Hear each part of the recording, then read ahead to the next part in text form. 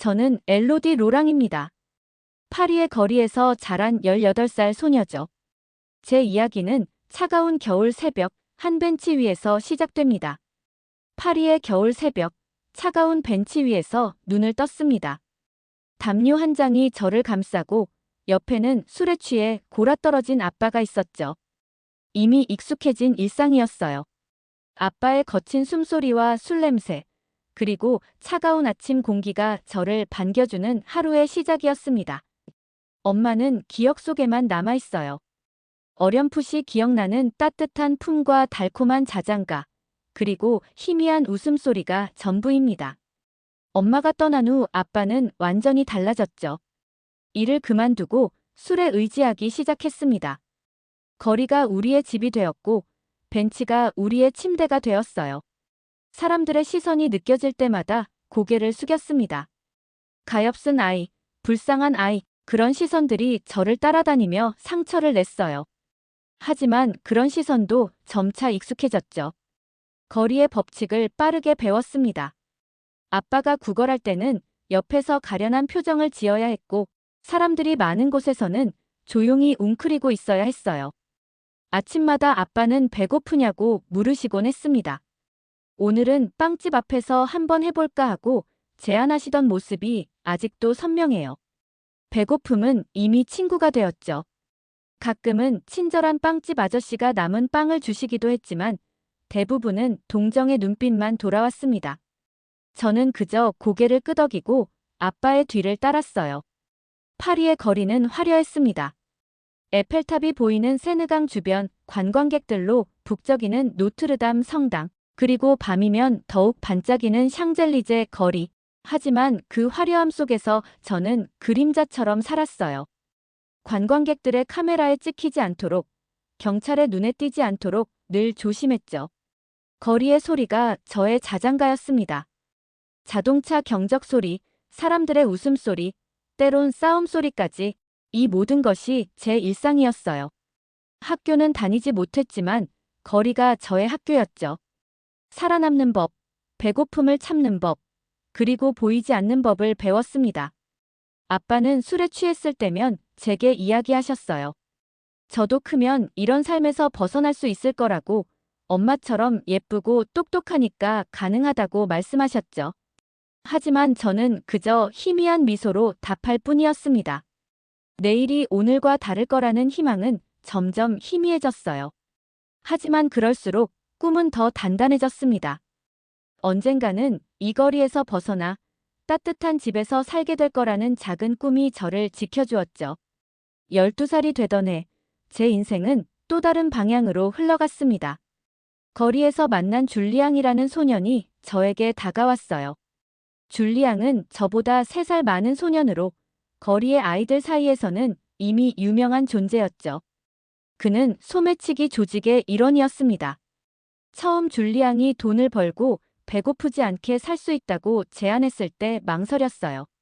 그러나 그날 아빠는 술에 너무 취해 저녁을 사오지 못했고 저는 이틀째 제대로 된 식사를 하지 못하고 있었습니다. 배고픔이 양심을 이기던 순간이었죠. 떨리는 목소리로 무슨 일을 해야 하는지 물었어요. 줄리앙은 쉽다며 제게 관광객들을 유인하는 역할을 맡기고 싶다고 했습니다. 귀여운 프랑스 소녀가 길을 묻는 척하면서 다가가면 그들이 나머지는 알아서 할 것이라고 했죠. 그렇게 저는 소매치기 조직의 일원이 되었어요. 직접 손을 더럽히지는 않았지만 관광객들을 유인하는 역할을 맡았습니다. 처음에는 양심의 가책으로 밤에 잠을 이루지 못했어요. 하지만 시간이 지날수록 그 죄책감도 무뎌졌죠. 생존이 우선이었고 적어도 이제 매일 한 끼는 제대로 먹을 수 있었으니까요. 줄리앙은 종종 저에게 일을 잘한다며 더 많은 돈을 주기도 했습니다. 그 돈으로 저는 처음으로 아빠에게 음식을 사줄 수 있었어요. 아빠는 제가 어디서 돈을 구했는지 묻지 않았죠. 그저 술에 취해 웃기만 했습니다. 그 모습을 보며 가슴이 아팠지만 이제 돌이킬 수 없었어요. 세느강 주변의 관광객들이 많은 곳에서 저는 하루 종일 사람들을 유인했습니다. 에펠탑으로 가는 길을 알려달라며 순진한 미소를 지으면 대부분의 관광객들은 흔쾌히 도움을 주려 했어요. 그 순간 제 뒤에서 줄리앙과 그의 친구들이 그들의 지갑이나 귀중품을 훔쳐갔죠. 한 번은 한 노부부가 저에게 친절하게 대해주셨습니다. 길을 물어보는 척했는데 그분들은 저를 카페로 데려가 따뜻한 초콜릿과 크로와상을 사주셨어요. 그 순간 제 마음은 찢어질 듯 아팠죠. 줄리앙에게 이 사람들은 놔두자고 했지만 이미 그들의 지갑은 줄리앙의 손에 있었습니다. 줄리앙은 일과 감정은 섞지 말라며 살려면 강해져야 한다고 차갑게 말했어요. 그 말이 아직도 귓가에 맴돕니다. 밤이면 아빠는 더욱 심하게 술에 취했어요. 제가 가져다주는 돈으로 더 많은 술을 살 수 있게 되었으니까요. 아빠는 점점 더 돌이킬 수 없는 사람이 되어갔습니다. 가끔 맑은 정신일 때는 저를 안고 울기도 했죠. 저에게 이런 삶을 주게 해서 미안하다고 말씀하셨어요. 하지만 그런 순간도 잠시, 곧 다시 술병을 찾았습니다. 저는 거리의 삶에 완전히 젖어들었어요. 소매치기, 구걸, 때로는 작은 가게에서 빵을 훔치기도 했죠. 생존을 위해서라면 무엇이든 할 수 있다고 생각했습니다. 하지만 그럴수록 제 안에 무언가가 조금씩 사라져가는 것을 느꼈어요. 순수함, 꿈, 희망, 그것들이 서서히 제 마음에서 지워지고 있었죠. 15살이 되던 해, 제 삶에 작은 기적이 찾아왔습니다. 그건 바로 알이었어요. 사람들이 버리고 간 상자 속에서 떨고 있던 작은 강아지였죠. 처음 본 순간 아리의 까만 눈동자에서 저 자신을 발견했습니다. 버려진 존재, 혼자인 영혼, 저도 모르게 아리를 품에 안았어요. 아빠에게 이 강아지를 키워도 되는지 조심스럽게 물었습니다. 처음엔 반대하셨지만 제가 계속 졸라대자 결국 허락해 주셨어요. 제가 책임지고 먹이를 챙기라는 조건이었죠. 힘차게 고개를 끄덕이며 약속했습니다. 그렇게 아리는 우리 가족이 되었어요. 아리는 진돗개였습니다. 나중에 알게 된 사실이지만 한국에서 온 귀한 견종이었죠. 누군가 외국에서 데려왔다가 버린 것 같았어요. 아리는 놀랍도록 영리했고 무엇보다 충성스러웠습니다. 저희가 길거리에서 자는 동안에도 항상 깨어있다가 누군가 다가오면 낮게 으르렁거렸어요. 밤마다 아리의 따뜻한 몸을 안고 속삭였습니다. 우리 둘 다 버려졌지만 이제는 서로가 있다고 말이죠. 아리는 마치 이해한다는 듯 제 손을 핥아주었어요. 그때의 따스함은 지금도 생생하게 기억납니다. 아리 덕분에 제 생활에도 변화가 생겼어요. 소매치기 일도 줄이고 대신 아리와 함께 관광객들 앞에서 작은 트릭을 선보이며 팁을 받기 시작했어요. 아리는 앉아, 엎드려, 돌아 같은 간단한 명령에 완벽하게 따랐고 그 모습에 관광객들은 환호했어요. 정직한 방법으로 돈을 벌 수 있다는 사실이 저를 기쁘게 했죠. 하지만 행복은 오래가지 않았습니다. 아빠의 알코올 중독은 점점 심해졌고 술을 구하기 위한 돈이 항상 부족했어요. 그러던 어느 날 집으로 사용하던 버려진 창고에 돌아왔을 때 아리가 보이지 않았습니다. 가슴이 덜컥 내려앉았죠.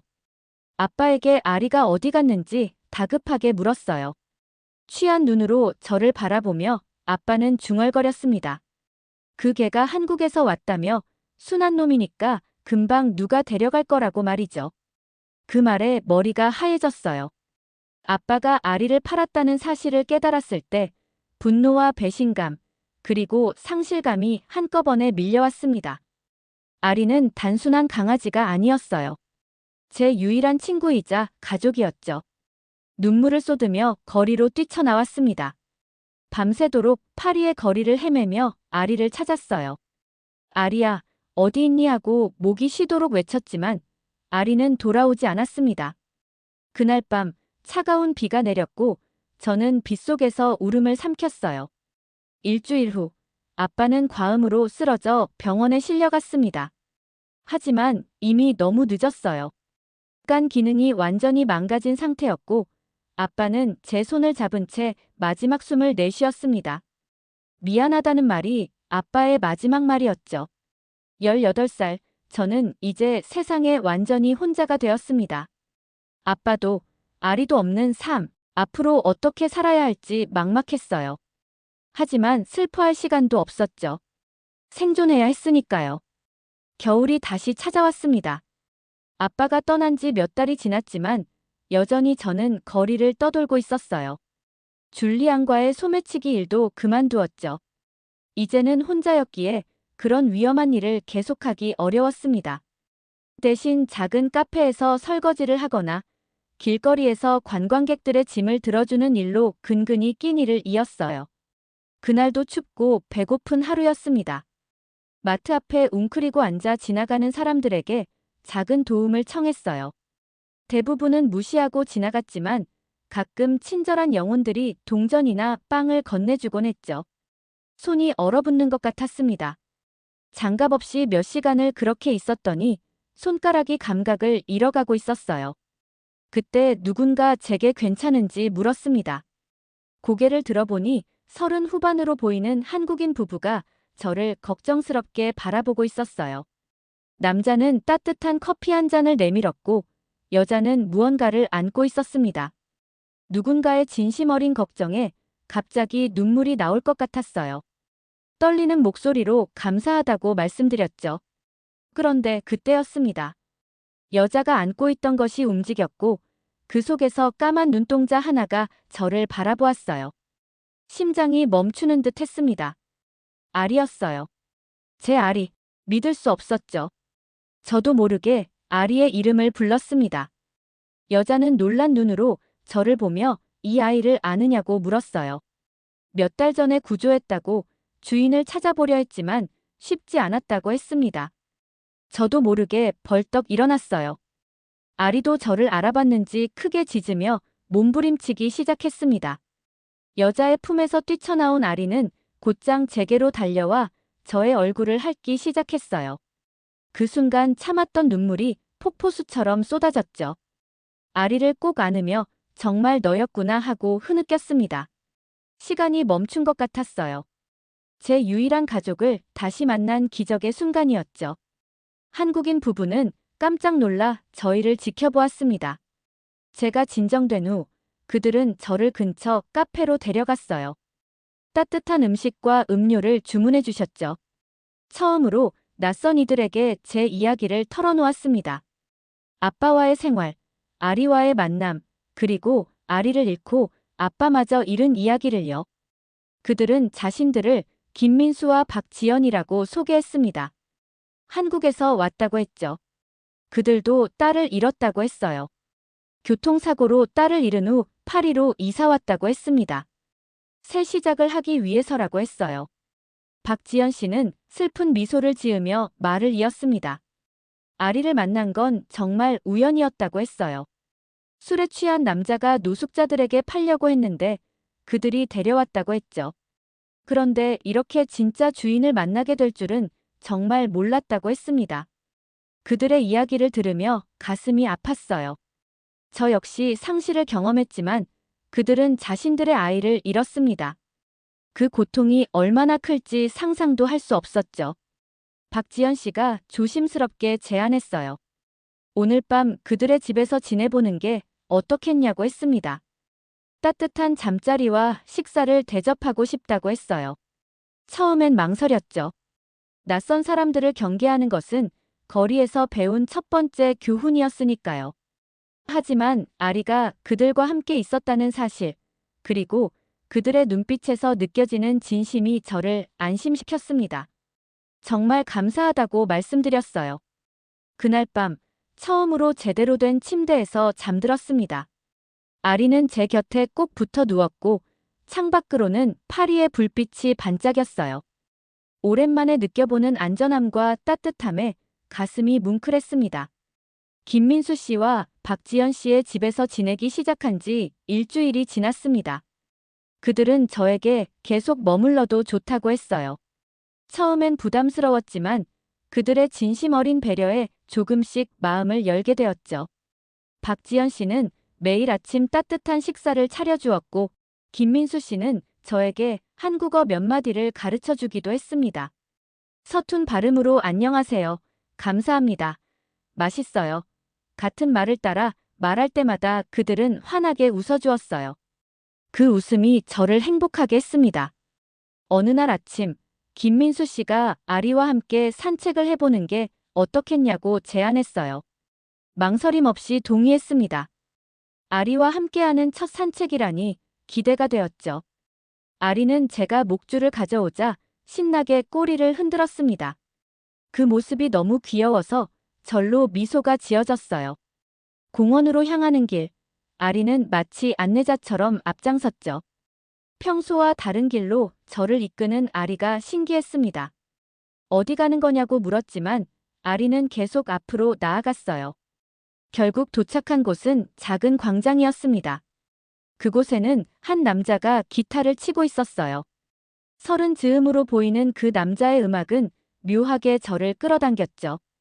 감성적인 멜로디와 깊이 있는 목소리가 마음을 울렸습니다. 아리와 저는 자연스럽게 걸음을 멈추고 그의 연주를 감상했어요.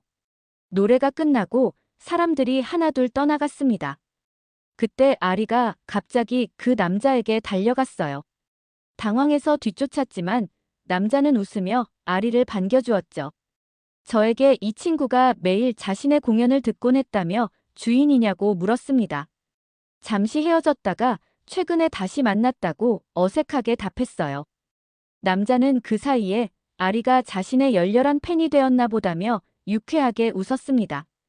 그러면서 제게 음악에 관심이 있는지 물었어요. 계속 자신의 연주를 주에 깊게 듣고 있던 것 같다고 했죠. 부끄러움이 밀려왔지만 정말 아름다웠다고 솔직하게 답했습니다. 남자는 미소 지으며 옆에 있던 또 다른 기타를 저에게 내밀었어요. 한번 쳐보라며 이건 그의 옛 기타인데 이제 사용하지 않는다고 했습니다. 저는 해본 적이 없다며 망설였죠. 그러자 남자는 상관없다며 음악은 누구나 할 수 있는 것이라고 격려했어요. 특히 저같이 감성이 풍부한 사람이라면 더욱 그렇다고 했습니다. 그 말에 용기를 얻어 조심스럽게 기타를 받았어요. 처음 만지는 기타였지만 묘하게 편안함을 느꼈습니다. 남자는 기본적인 코드 몇 개를 가르쳐 주었고 서투르게나마 따라했어요. 소리가 나올 때마다 가슴이 뛰었죠.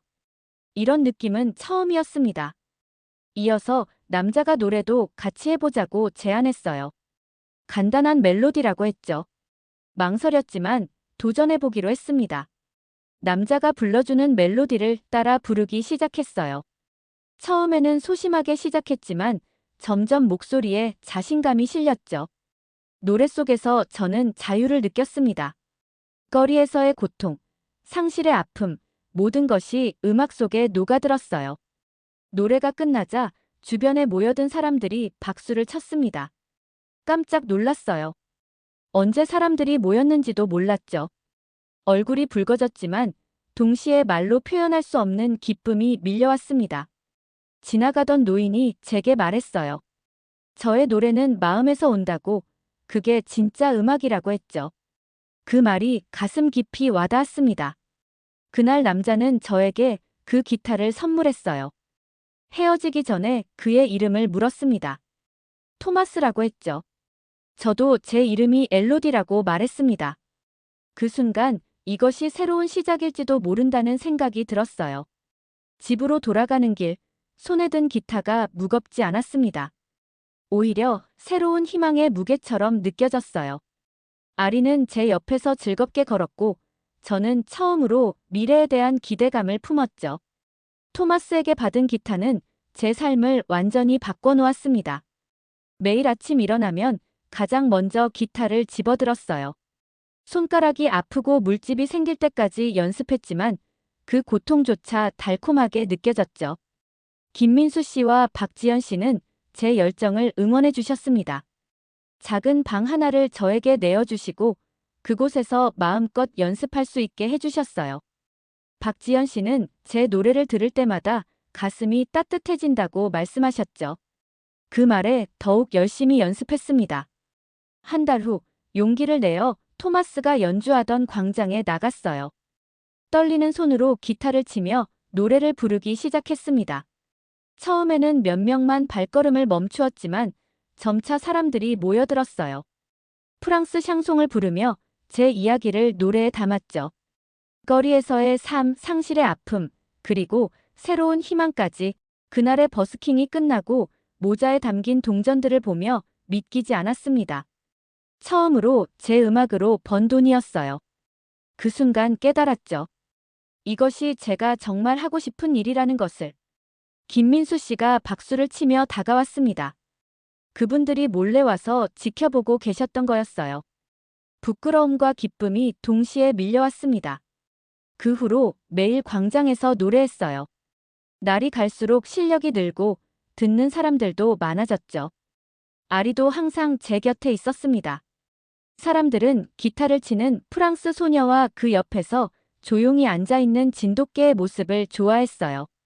어느 날 한 젊은 남자가 제게 다가왔습니다. 제 공연을 영상으로 찍어 소셜미디어에 올리고 싶다고 했어요. 망설임 없이 동의했죠. 그리고 이틀 후 그 영상이 온라인에서 화제가 되었습니다. 프랑스 소녀와 진돗개의 감동적인 버스킹이라는 제목으로 수만 명이 영상을 보았어요. 댓글에는 칭찬과 응원의 메시지가 가득했죠.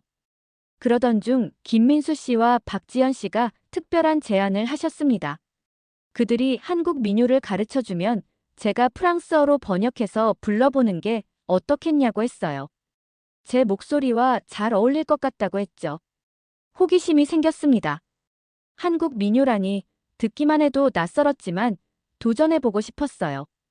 그렇게 아리랑을 처음 배웠죠. 쓸쓸하면서도 아름다운 멜로디에 바로 매료되었습니다. 가사의 의미를 이해하려고 김민수 씨와 박지연 씨의 설명을 몇 번이고 들었어요. 서툰 발음으로 아리랑, 아리랑, 아라리오를 따라 부르다가 문득 깨달았습니다. 아리의 이름과 비슷하다는 것을요. 그것이 운명처럼 느껴졌어요. 프랑스어로 번역한 아리랑을 광장에서 처음 선보였을 때 사람들의 반응은 폭발적이었죠. 이국적인 멜로디와 진심이 담긴 제 목소리가 사람들의 마음을 움직인 것 같았습니다. 그날 저는 처음으로 자신감을 얻었어요. 한 한국인 관광객은 제 노래를 들으니 마음이 한국으로 돌아가는 것 같다며 눈물을 글썽였습니다. 그 말이 제게는 큰 선물이었어요. 점점 더 많은 사람들이 제 공연을 보러 왔고 더 큰 장소에서 노래할 기회도 생겼죠. 한 인터뷰에서 기자가 제 예명이 무엇인지 물었습니다. 잠시 생각하다가 아린이라고 대답했어요. 아리의 이름과 아리랑에서 영감을 받은 이름이었죠. 김민수 씨가 알려주시길 한국어로 아리는 아름다움과 연관된 의미가 있다고 했습니다. 이제 사람들은 저를 아린이라 부르기 시작했고 저도 그 이름이 마음에 들었어요. 이제 아리는 파리의 작은 유명인이 되었습니다. 하지만 제 마음속에는 더 큰 꿈이 싹트고 있었어요. 한국으로 가서 김민수 씨와 박지연 씨의 고향을 보고 싶다는 꿈이었죠. 정말 한국에 가고 싶다고, 그곳에서도 노래하고 싶다고 용기를 내어 말했습니다. 김민수 씨와 박지연 씨는 서로 눈빛을 교환하더니 감동의 눈물을 보이셨어요. 그들도 그런 날이 오길 바랐다며 함께 한국에 갈 수 있다면 얼마나 좋을까 하고 말씀하셨죠. 그 순간 저는 처음으로 진정한 가족의 품을 느꼈습니다. 한국행을 결정한 후 모든 것이 빠르게 진행되었습니다. 김민수 씨와 박지연 씨는 법적으로 저를 입양하기 위한 절차를 시작했어요. 19살이 되기 직전 저는 공식적으로 김가족의 일원이 되었죠. 김아린, 새로운 이름과 함께 새로운 인생이 시작되었습니다. 입양 과정에서 박지연 씨는 늘 저에게 그들이 강요하는 건 아니라며 제가 원하는 대로 결정해도 된다고 말씀하셨어요. 그러나 저에게는 망설임이 없었습니다. 이분들은 제게 단순한 은인을 넘어 진정한 부모님이 되어주셨으니까요. 한국행 비행기를 타기 전날 밤, 불안과 기대가 뒤섞인 마음으로 잠을 설쳤어요. 창문 너머로 보이는 파리의 불빛들을 바라보며 생각했죠. 이 도시에서의 삶, 거리의 추위와 배고픔, 아빠와의 생활, 아리와의 만남, 그리고 김 부부와의 인연까지. 모든 순간들이 저를 이 자리에 있게 했다는 것을 깨달았습니다. 속으로 파리에게 작별 인사를 했어요. 언젠가 다시 돌아오겠다고 약속했습니다. 12시간의 비행 끝에 인천공항에 도착했어요. 처음 밟는 한국 땅이었죠. 공항은 생각보다 훨씬 넓고 현대적이었습니다. 모든 것이 새롭고 신기했어요. 사람들의 말소리, 간판들의 한글, 심지어 공기의 냄새까지도 달랐죠. 김민수 씨는 택시에 오르며 그들의 집이 서울에서 조금 떨어진 곳에 있다고 말씀하셨습니다. 작지만 아늑한 집이라고 했어요. 서울로 향하는 길에 창밖을 내내 바라보았죠. 높은 빌딩들, 한강의 푸른 물결, 그리고 사람들로 붐비는 거리까지 파리와는 또 다른 에너지가 느껴졌습니다. 활기차고 빠르게 움직이는 도시였어요. 김민수 씨와 박지연 씨의 집은 작은 아파트였습니다. 그러나 그 안에는 따뜻함이 가득했어요. 특히 한 방이 눈에 띄었죠. 깔끔하게 정돈된 침대와 책상, 그리고 벽에는 아린의 방이라고 쓰인 작은 팻말까지 있었습니다.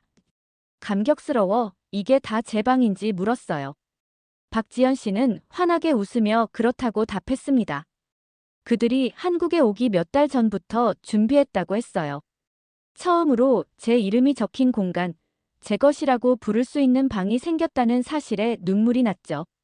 한국 생활은 생각보다 빠르게 적응해 갔습니다. 김민수 씨의 도움으로 한국어를 배우기 시작했고, 박지연 씨는 한국 음식과 문화를 가르쳐 주셨어요. 특히 김치찌개와 불고기는 제가 가장 좋아하는 음식이 되었죠. 한국어는 발음이 어려웠지만 노래를 통해 배우니 조금 더 수월했습니다. 고등학교에 편입하는 과정도 순조로웠어요. 처음에는 금발머리와 푸른 눈을 가진 저를 신기하게 쳐다보는 아이들이 많았지만 곧 친구들이 생겼죠. 특히 음악 시간에 한국 노래를 프랑스어로 불렀을 때 모두가 놀라워했습니다. 친구들은 제 목소리가 정말 예쁘다며 칭찬했어요. 부끄러움이 밀려왔지만 동시에 기뻤죠. 학교 생활과 병행하여 주말에는 명동이나 홍대 같은 번화가에서 버스킹을 시작했습니다. 한국 전통 민요를 프랑스어로 또는 프랑스 샹송을 한국어로 번역해 부르는 저만의 스타일이 사람들의 관심을 끌었어요.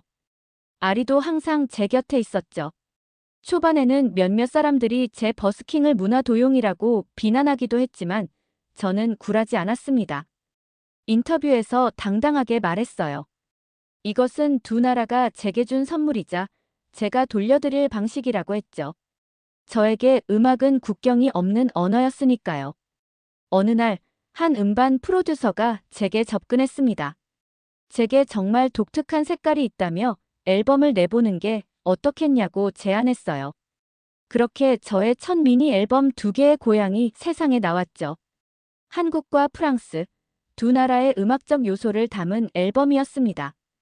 발매 후 기대 이상의 인기를 얻었고 작은 공연장에서 콘서트도 열게 되었어요. 음악을 통해 저는 과거의 상처를 치유해갔죠. 거리에서의 고통스러운 기억들, 아빠와의 이별, 그 모든 것들이 노래 속에서 승화되었습니다. 저는 더 이상 불쌍한 거리의 소녀가 아니었어요. 자신만의 목소리를 가진 음악가로 성장하고 있었죠. 밤하늘의 별을 바라보며 생각했습니다. 아빠가 보고 계신지, 그리고 제가 이제 정말 행복하다는 것을요. 한국에서의 시간이 흘러 어느덧 제가 한국에 온 지 1년이 되었습니다. 그동안 많은 것이 변했어요. 한국어 실력이 늘었고 고등학교도 무사히 졸업했죠. 무엇보다 음악적으로 큰 성장을 이뤘습니다. 미니 앨범의 성공 이후 여러 페스티벌과 행사에 초청받아 공연하게 되었어요.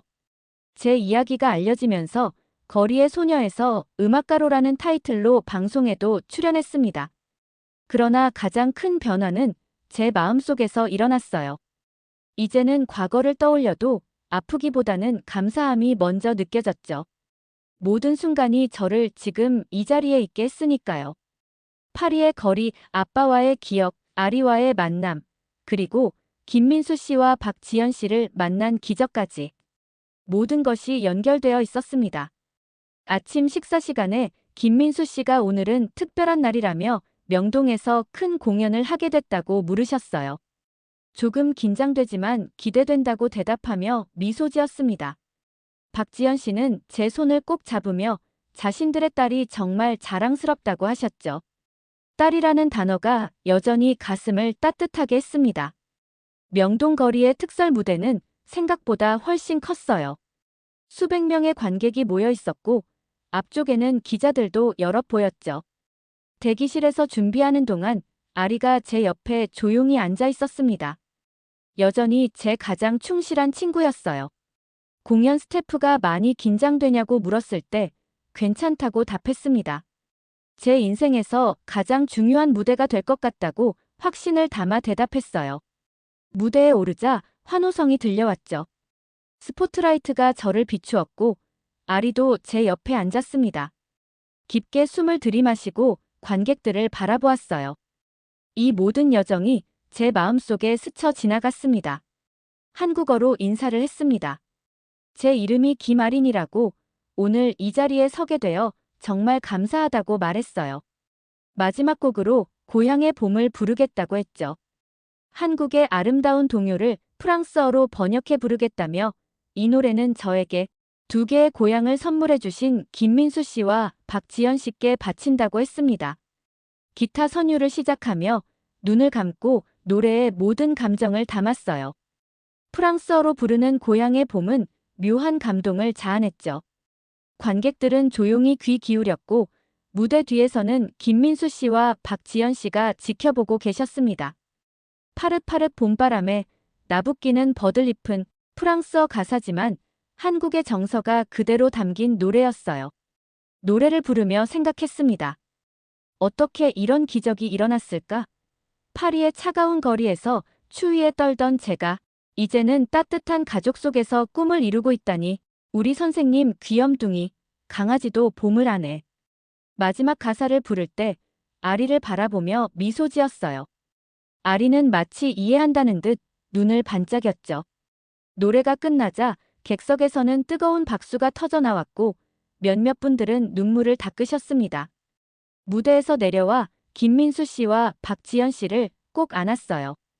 두 분이 제 인생을 바꿔주셨다고 감사 인사를 드렸습니다.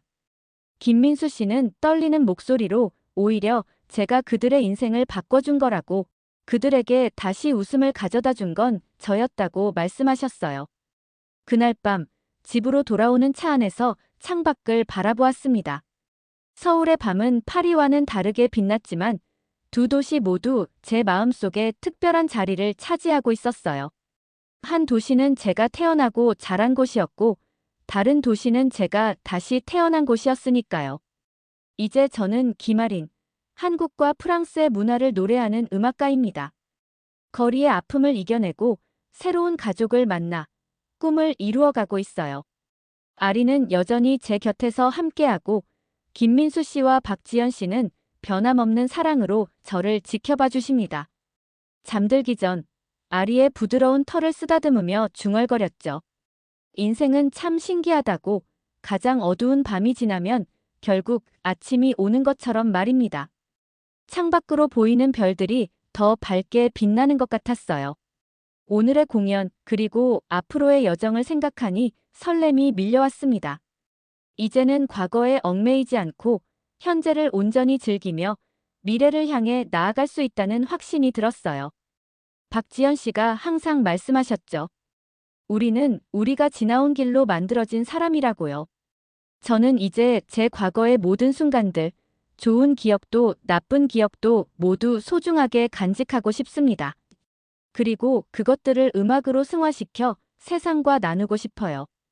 거리의 소녀 엘로디에서 음악가 김아린이 되기까지의 여정이 누군가에게 희망과 위로가 되길 바랍니다. 한국에서 꿈을 키우며 사는 지금이 정말 행복합니다. 한국의 엄마 아빠 사랑합니다.